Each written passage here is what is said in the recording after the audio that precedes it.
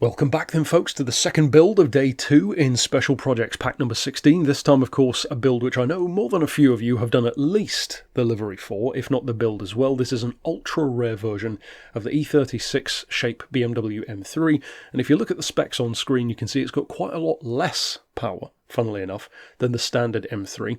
And the reason why is because this actually predates the version which we have in the game. So we've got the 3.2. The M3 lightweight is based on the 3 litre, so it has 240 horsepower instead, but it's also quite a lot lighter, about 2950 pounds, and it has a few bits off of racing versions as well. Even BMW themselves apparently don't know exactly how many of these were built, but it's somewhere around 100 or so it's one of the rarest M3s ever made.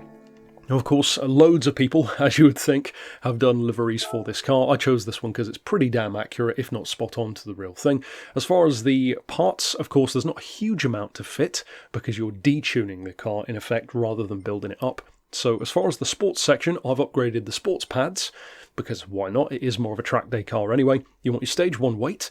It has comfort softs already, so you could leave it on that for realism. I've upgraded it to sports hards because, you know, it makes it a bit more fun around the track, a bit quicker as well. We've got the sports clutch and flywheel, not necessarily super accurate to real life. I'm not sure if they would have been fitted with that or not from what I could find, but it's not going to break the realism if you do fit it. We've got, of course, the power restrictor and the ballast. As far as the semi-racing stuff, we've got the limited slip diff. Again, you could consider it overkill, but I like to have a bit more of a focused approach to tuning the handling, and of course you can't do that unless you fit stuff. We've got the fully customized manual box. You don't actually need that though for this one, because the reason why I fitted that is in real life it has a shorter top end ratio. I think it's a 3.23 on the M3 lightweight, but as it turns out they've given the car in the game that ratio anyway, so you don't actually need to change the gears all that much, if at all. So if you want to fit it, I guess you could, but if you want to save a bit of cash and have even lower points, well, then just don't bother fitting that one. As far as the racing stuff, there's nothing fitted there. For the extreme stuff, nothing there either.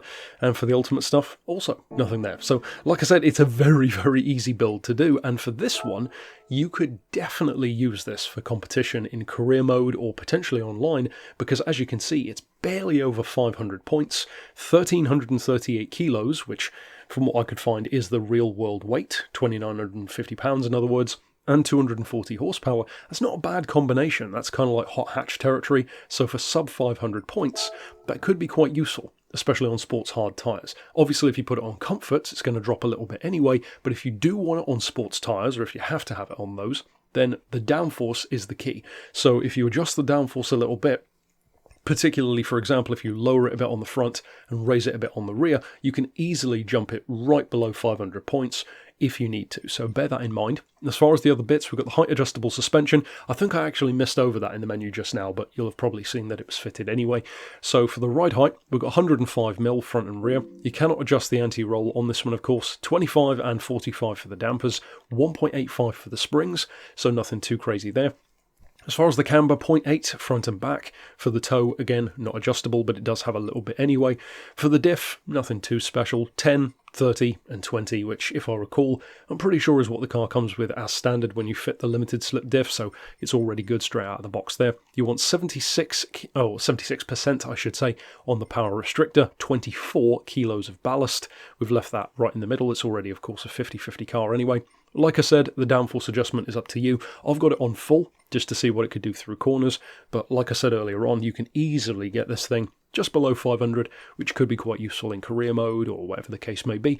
And over here, we've got everything fitted. So pretty simple. In fact, most of the builds so far this week have been quite simple ones to approach, which is a nice change. So all that remains, of course, is to jump out to the track and naturally, with a car that is so track focused, show you what kind of a difference it makes. Now this one is one of those cars which doesn't really need many notes.